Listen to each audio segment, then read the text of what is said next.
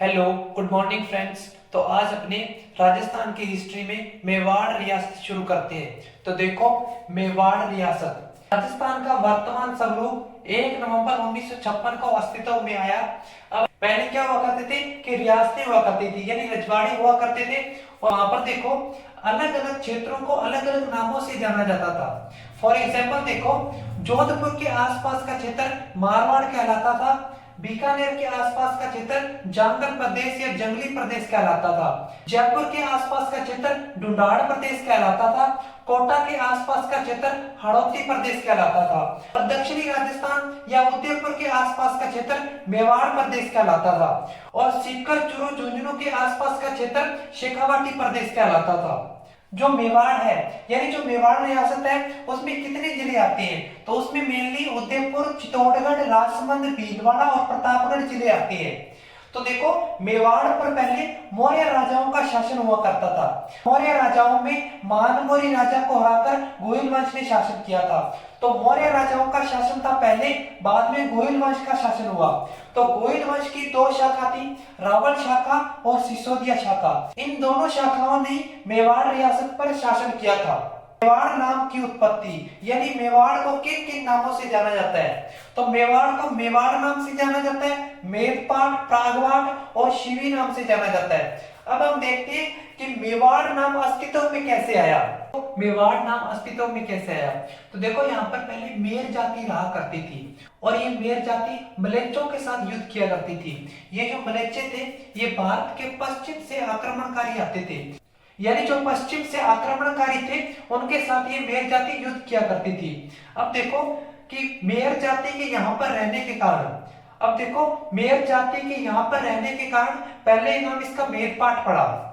पहले नाम इसका मेदपाट हुआ और मेदपाट से ही बाद में मेवाड़ नाम हो गया। अब देखो, शिवी या प्रागवाट नाम, तो शिवी या प्रागवाट नाम कैसे पड़ा? तो देखो, पाकिस्तान का एक जिला है जट जिला, जो कि पाकिस्तान के पंजाब प्रांत में आता है। इस जिले में एक शिवी जाति रहा करती थी। इस जिले में शिवी जाति रहा करती थी। जब इस शिवी जाति पर मकदूनिया के शासक अलेक्जेंडर या सिकंदर महान ने आक्रमण कर दिया, तो ये जाति अपना अस्तित्व बचाने के लिए, यानी शिवी जाति अपना अस्तित्व बचाने के लिए दक्षिणी राजस्थान में आ जाती है। और यहाँ पर रहने के कारण, यानी शिवी जाति के यहाँ पर रहने के कारण शिवी या प्रागवाट नाम पड़ा। और देखो, मेर जाति के यहाँ पर रहने के कारण मेरपाट या मेवाड़ नाम पड़ा। अब देखो, मेवाड़ रियासत में गोहिल वंश की उत्पत्ति के बारे में देखते हैं। तो देखो, गोहिल वंश की उत्पत्ति कैसे हुई? तो कहते हैं कि गोहिल वंश में एक गोहिल नाम का व्यक्ति हुआ था, जिसे गोहिल या गोहिलादित्य या गोहिलोत कहते हैं। इसने 566 ईस्वी में गोहिल वंश की स्थापना की थी। अब देखो, राजस्थान यानी मेवाड़ क्षेत्र में गोहिल वंश की उत्पत्ति के बारे में इतिहासकारों के अलग अलग मत है। तो सबसे पहले देखो, राजस्थान के निम्न इतिहासकार, सबसे पहले है मुनोत नैंसी। इनका जन्म 1610 ईस्वी में हुआ था। दूसरे हैं गौरी शंकर हीराचंद ओझा। इनका जन्म 1863 ईस्वी में हुआ था। ये दोनों बताते हैं कि गोहिल वंश जो है वो भगवान राम का वंशज है। ये दोनों बताते हैं कि गोहिल वंश जो है वो भगवान राम का वंशज है, यानी सूर्यवंशी है ये। यानी गोहिल वंश जो है वो सूर्यवंशी है। भगवान राम के दो बेटे हुए, एक हुआ लव और एक हुआ कुश। यानी कुश की 108वें वंशज है और 108वें वंशज में गोहिल नाम का व्यक्ति हुआ था। उसने ही मेवाड़ रियासत में गोहिल वंश की स्थापना की थी 566 ईस्वी में। इसके आगे जो इतिहासकार है वो देखते हैं। अब देखो, तीसरे इतिहासकार के बारे में। तो तीसरे इतिहासकार है कर्नल जेम्स टोड। इनका जन्म 1782 ईस्वी में हुआ था। इनको राजस्थान के इतिहास का जनक कहते हैं।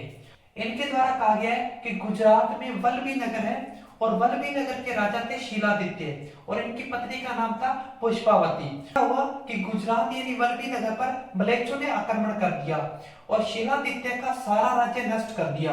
अब यहाँ पर क्या होता है कि शीलादित्य की मृत्यु हो जाती है। शीलादित्य की जो पत्नी थी पुष्पावती, वो आपको गई हुई थी जगदम्बा माता के मंदिर। अब देखो, पुष्पावती को जब पता चलता है कि शीलादित्य की मृत्यु हो गई, मलेच्चों ने आक्रमण कर दिया, तो पुष्पावती सती होना चाहती थी। यानी पुष्पावती सती होना चाहती थी, लेकिन वो गर्भवती थी, इसलिए वो सती नहीं हुई और उसने गुफा में एक बच्चे को जन्म दिया।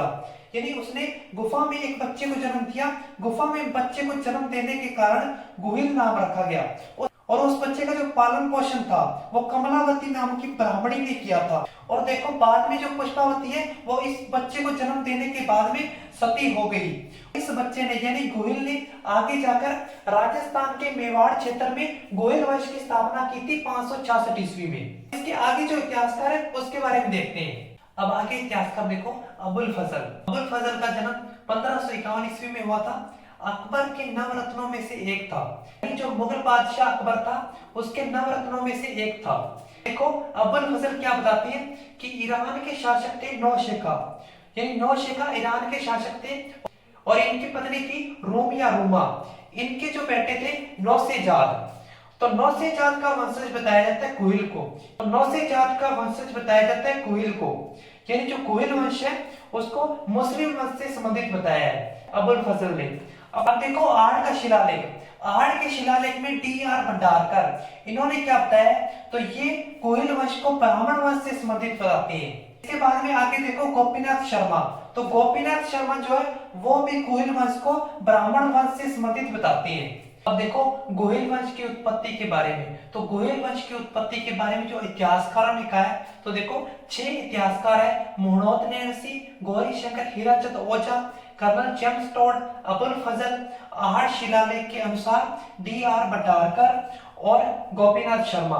तो देखो मोहनोत नैणसी और गौरी शंकर, हीराचंद ओझा ने क्या बताया, गोहिल वंश को सूर्यवंशी बताया है। कर्नल जेम्स टॉड ने क्या बताया, शीलादित्य की संतान यानी वल्लभी नगर के शीलादित्य की संतान बताया है।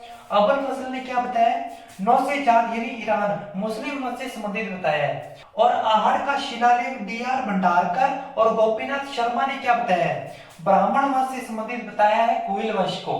तो देखो कुहिल वंश की उत्पत्ति के संदर्भ में 6 इतिहासकारों ने अपनी अलग अलग राय दी है।